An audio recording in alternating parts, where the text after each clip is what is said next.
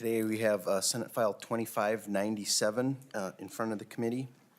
And, just a little background, I think most everybody is familiar with the FIG program. It is a bill that we did a few years ago under Chair Tomasoni to provide free tuition and assistance for our fosters, knowing that they don't have the same supports that most other kids enjoy. But as we all saw last year, and thankfully we acted, there was a deficiency in the fund that was set aside for the program. And we're staring at that coming at us again.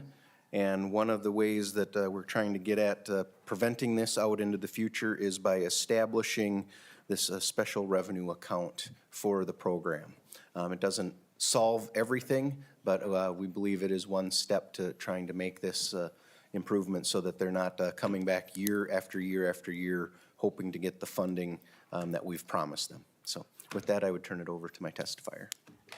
My name is Ariana Shimon, and I am the Interim Executive Director at Foster Advocates. Today, I want to talk with you all about the Fostering Independence Grant, also known as FIG, a program that covers the full cost of attendance for eligible fosters in our state.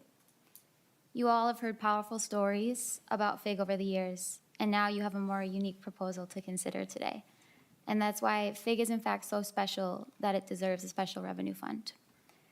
This last legislative session, you all jumped into action when we learned FIG was facing a $5 million budget shortfall. Simply put, FIG did exactly what it set out to do. So many fosters enrolled that the funding ran out. Thanks to you and our advocates out there, we were able to secure that one-time fix and showcase why FIG is unique. There is a deep misunderstanding of what happens to our young people when they enter the foster care system. It's something we do not often have to think about and is often overlooked. When the state intervenes in their life, we make them a promise that they will be safer and they will be better off. And we know that is just not true when we look at the outcomes and the data for this population. Unfortunately, Minnesota fails to provide access to the basic resources they need, such as safe housing and access to a good education. The truth is, as a parent, Minnesota invests so little in fosters' well-being and their futures.